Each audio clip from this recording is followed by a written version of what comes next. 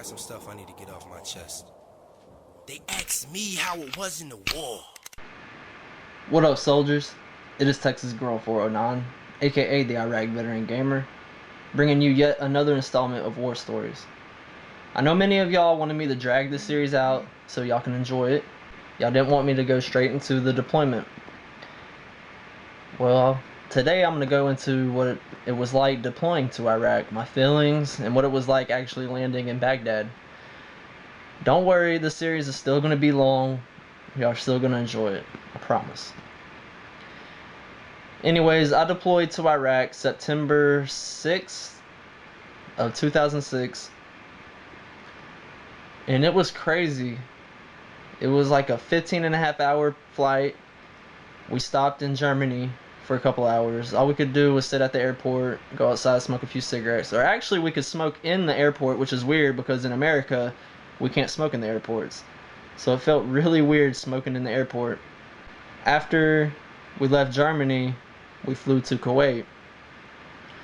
When we got to Kuwait, we hopped on some buses, and we had to have two of the people on the buses lock and load and be ready to fire because it was still a dangerous environment, because there's probably some terrorists. The reason I say terrorists is because I don't believe there's a such thing as terrorists. There's just people that don't want us in their fucking country. Plain and simple. So we stayed in Kuwait for about a month. It was like 3 weeks to a month. We did training, and it was to get acclimatized to the heat. Like I said, we were in Kuwait in September, and it was like 120 degrees there. It was fucking hot. We stayed in this big ass tent with like 150 people, and I was at Camp Buehring in Kuwait. And in 2005, some of y'all might have seen on the news about a camp in Kuwait where a soldier blew up the dining facility, the DFAC, where everybody eats. He tossed a grenade in there, and I think it wounded a couple soldiers or killed somebody or something like that. I was actually at that same camp, Camp Buehring. So some of the training we did there, we went off for 3 days and stayed out at this one place, out in the desert, middle of fucking nowhere. We pretty much shot our guns. We did live fire exercises. There was 5 of us in a line, and we would walk down at an angle, and we pull our weapons up, and the weapon would be like 3 feet or like 2 feet from you, and you could feel the fucking air compression off the weapon when they fired. That was kind of scary. You had to have trust in your battle that he wouldn't fucking shoot you. That was kind of adrenaline pumping right there. We also did IED training, convoy training, and it fucking sucked being out in Kuwait. But then came the moment where we flew to Baghdad. And that is kind of a scary feeling because you don't know what you're really getting into. You don't really know what to expect. You know you get mortared and stuff, but you really don't know what you're getting into.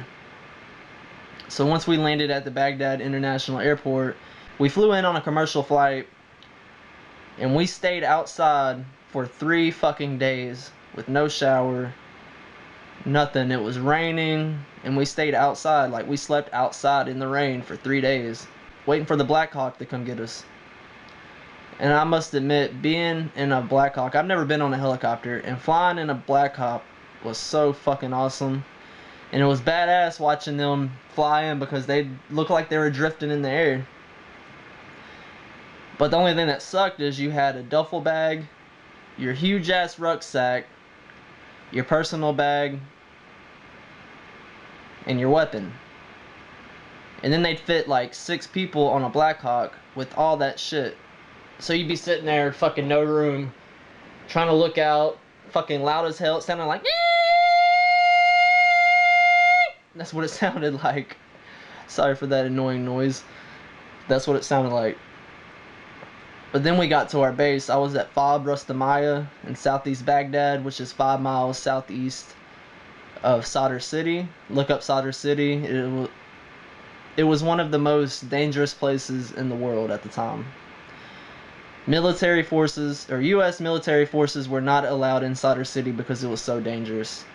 Once the troop surge happened in 2007, in the spring of 2007, That's when U.S. forces were allowed in Sadr City. That's when our scouts started living at combat outposts. One of them, which was right across the street from Sadr City, I stayed out there for 5 days when they first took it over.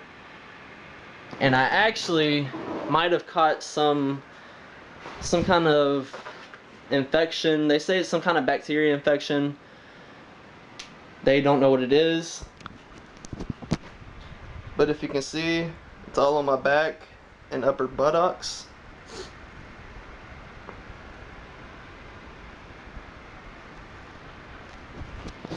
That has been there since 2007. And it's all scarred up. And we stayed at this one building. It had 2 lower floors, and the 2 bottom floors were filled with sewage, dead bodies, weapons, and there was no ventilation. And this was in May of 2007. And I'm totally getting off track. Let me get back on track. I'm supposed to be talking about what it was like deploying. I'll get into that story at a later notice. Anyways, once we got to our COP, or our Fob Raya, Fob Raya was 2 miles all the way around. It was a very small base. And once the troop surge happened in 2007, there was like 20 to 30,000 troops that stayed at this little spot. And it was scary going from where we got left off at the Black Hawk to our actual barracks. Where we stayed was Saddam Hussein's military academy.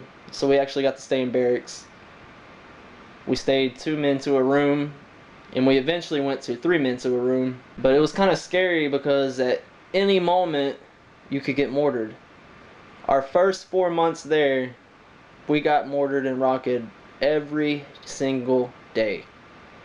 Sometimes it was 2 to 3 times a day.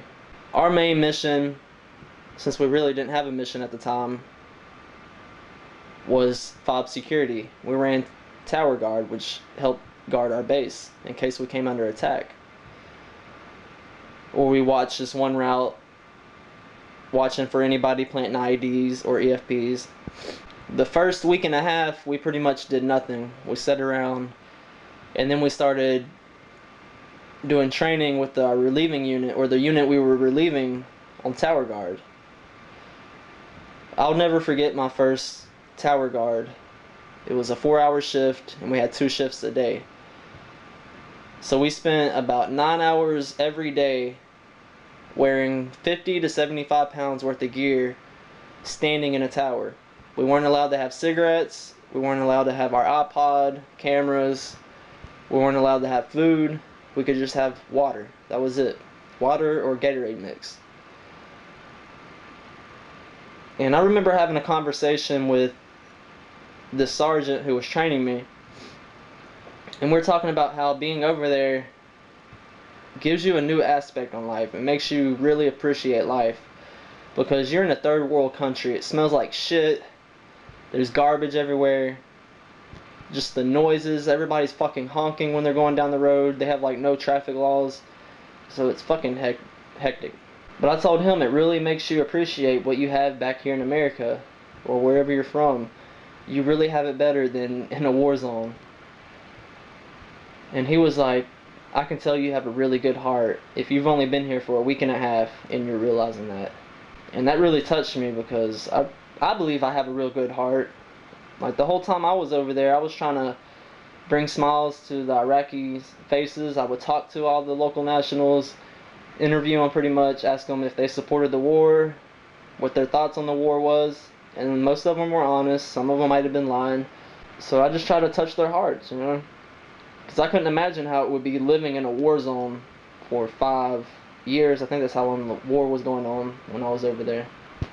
And one thing I remember, they know our fucking holidays. New Year's Eve, I shit you not, when the clock struck midnight, we got fucking mortared. As soon as the clock struck midnight, you hear...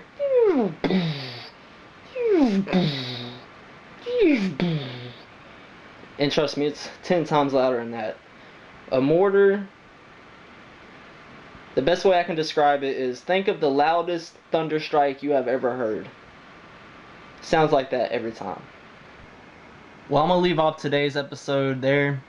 I kind of jumped around, but I hope y'all enjoyed this episode. If you did, please give it a thumbs up. Favorite the shit out of this, because I want my voice to be heard. I really enjoy making this series. I try to keep this series at about 10 minutes just because I have DSL, this shit lags internet, and it takes forever to upload. So I try to keep it around 10 minutes. And it also takes me forever to render. My birthday's coming up next week. I'm getting a new computer, so upload speeds or render speeds are going to be a lot faster. Next episode, I'm going to go into what it was like going through my first mortar attack and what it was like being on Tower Guard, and then explain some of the other missions I did. Anyways, Texas Grown 409, aka the Iraq Veteran Gamer, is out. Peace, bitches!